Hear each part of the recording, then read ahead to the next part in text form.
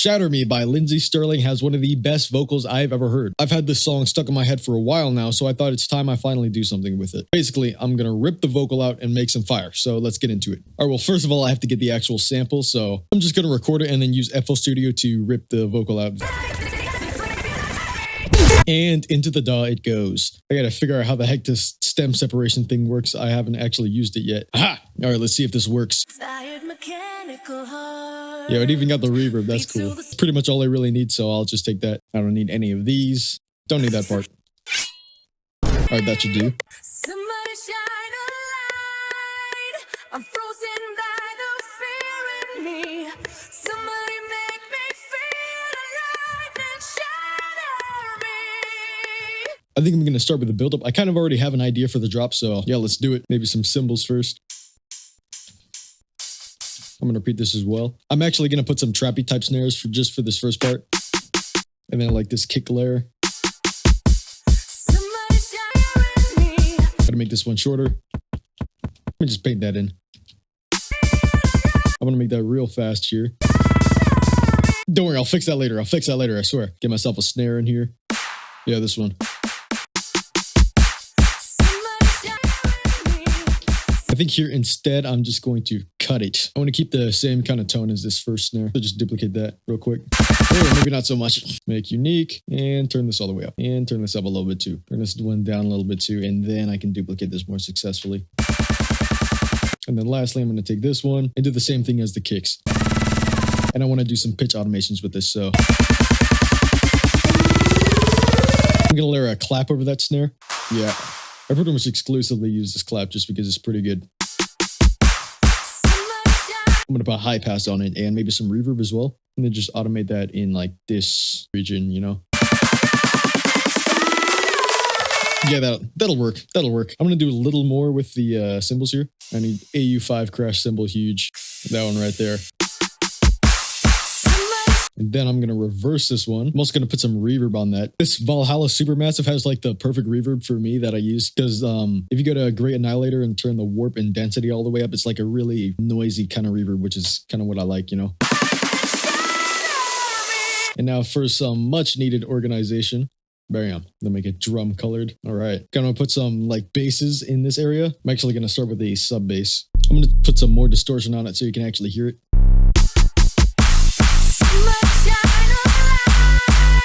Alright, let me kind of cook up a bass for this. I made this preset so I could fade between a couple of basses, and I think I'm going to use that here. I'm going to combine this with one of those A5 hybrid rails, you know what I'm saying? Just resample that. Let me do some filtering. And then for the second one, I'm going to use a Vital. And then if I combine that with, just add Lance's wavetable again. Put those both through my typical growl processing.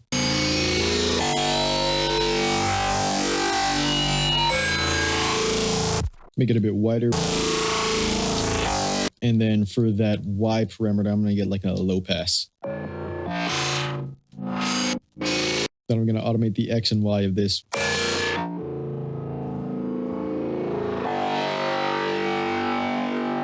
Finally, I'm going to add some extra synths in there.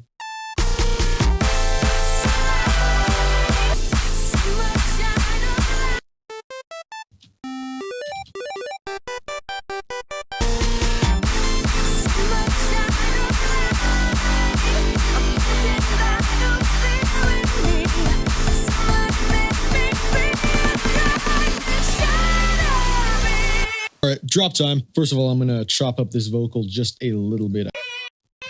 There we go. And now for the drums. I need a pretty heavy kick and snare for what I'm going for.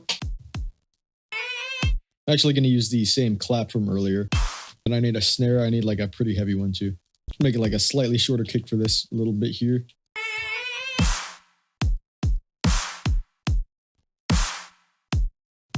Then I got to copy and paste the like half of the vocal over here.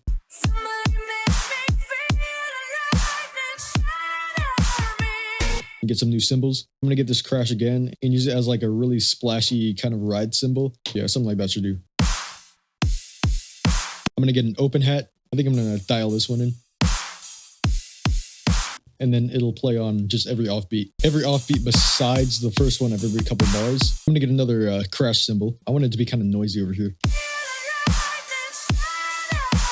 Let me organize these real quick. All right, I want to make like a tear out, but kind of colorful. I want to start off with like this kind of machine gun bass that I had in mind. Let me start with the main layer here. So I don't really know how to make gun type basses. So what I did recently is just buy a sample pack that has gunshot sounds. I'm gonna start with this one. I'll use this one as a transient layer. I'm gonna combine that with another sample real quick, and then this will make it like extra transient, you know. And then this right here will be the kind of mid layer. I'm gonna combine it with this here. First of all, I'm gonna get a very metallic layer for this thing. It's a sample of this dude like hammering at the forge, as it says, and it's got some, you know, really nice metallic sounds in it. So I'm gonna pull some of those out and put a frequency shifter on it. I'm gonna get a snap heap. I'm gonna get a MIDI port 0. I'm gonna get a resonator. I'm gonna turn the decay of that down. And then I'm going to put that through a filter peak as well. This on the cutoff. Now I'm going to go about processing this mid part. I'm starting with the classic 3 OTTs on a fat rack. I want a little bit more distortion on that. And for the high layer, I'm going to use a slightly different sound. And then this specifically will be just for the high end. I want to get that kind of thumpy sound back into it, so I'm going to use this gunshot again. I'm going to distort this all together with a pretty thumpy sub bass. Get a free clip and distort it all together a little bit. And now for the color part of the color tear out.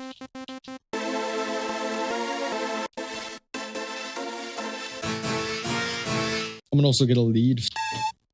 And finally for our sub bass. This actually needs some filtering, so I'm gonna do that as well.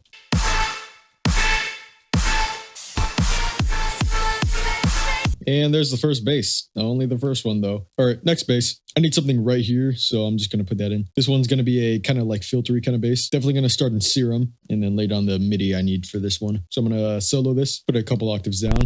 I'm gonna make the old style hyper growl, which is just unison and a bunch of resampling.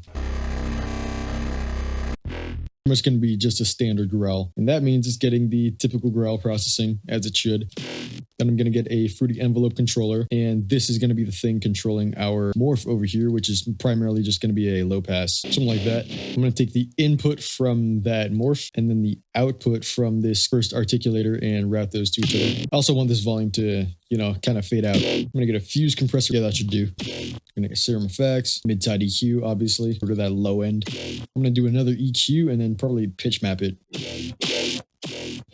Actually, I think what I might do instead is just kind of get some supersaws in here and kind of do the same thing I was trying to do with Sue's too. So I'm going to get a Serum octave and turn that one up. And then in this right here, I'm just going to put down the chords.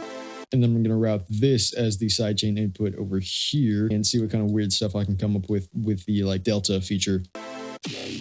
Yeah, that's not really doing what I wanted to. Do this the other way around. This is the main input. This is the sidechain input.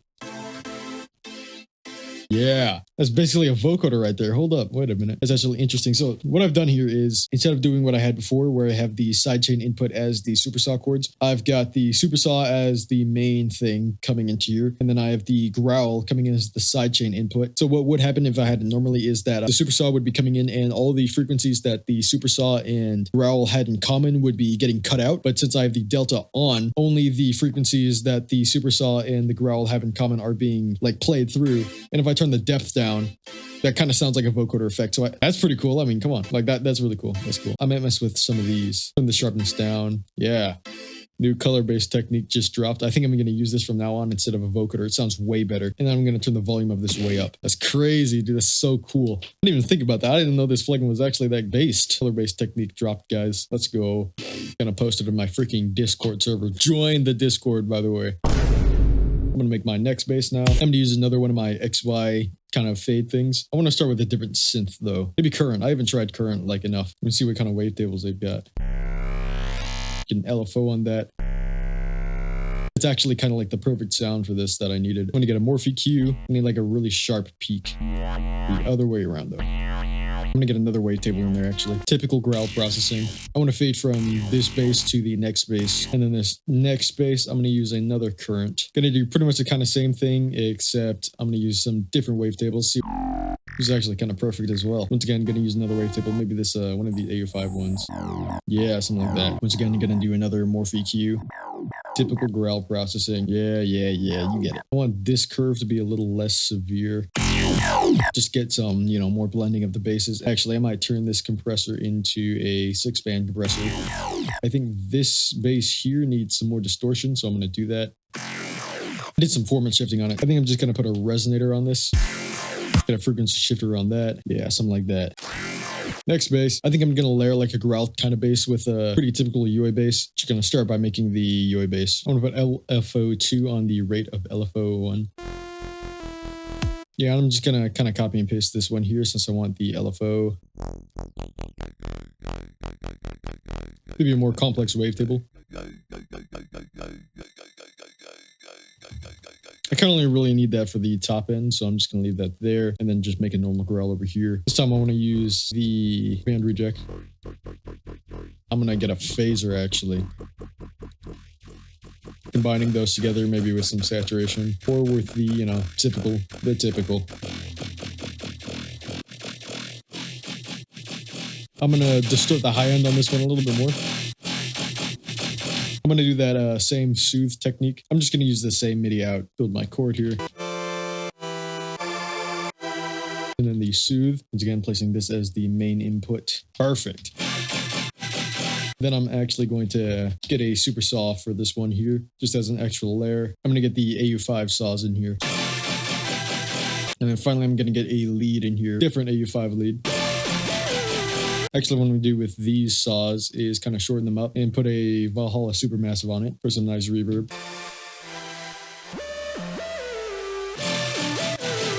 Yeah, that should do. Okay, so just like any good Minecraft YouTuber, I decided to take the liberty of producing off screen. So let me just go over what I did. First of all, there's this bass right here. So let me just go over this real quick.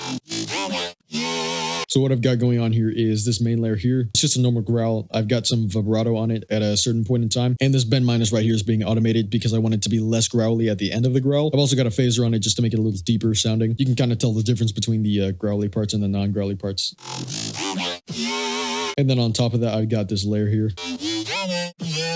which is just an octave up. It's also got the vibrato on it though. This morph EQ is the main vowel for the sound. There's just some extra processing. I have a hyper dimension on it for some width, but I'm swapping between the dimension and the hyper for the kind of specific sound I was going for. And then, a giga OTT. And then I'm once again doing the soothe trick with just a super saw.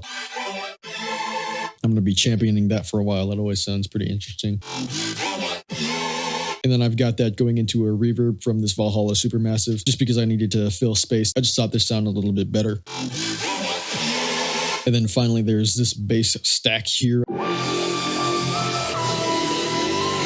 Starting off, there's the main bass of this section, which is the exact same bass as the build-up bass I used, except I've just got a morph EQ over here. I don't know if I had this phaser on initially. Either way, it's there. Then this is being layered with these chords right here, which is the Super Saw Killer Patch from AU5. And then that's being layered with this lead sound, which is the same lead I used in the earlier bass because I wanted something pretty melodic in that section. And then I've got the lead melody and the bass melody changing over here.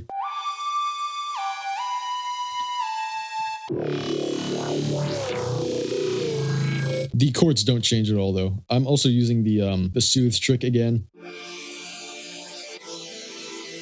It's kind of inconsequential. It doesn't really make that much of a difference, but whatever. And then I have this low pass filter just to make sure the transition was all right. And that's all the synthesis I did for this track. So let us run the remix, shall we? Run the track!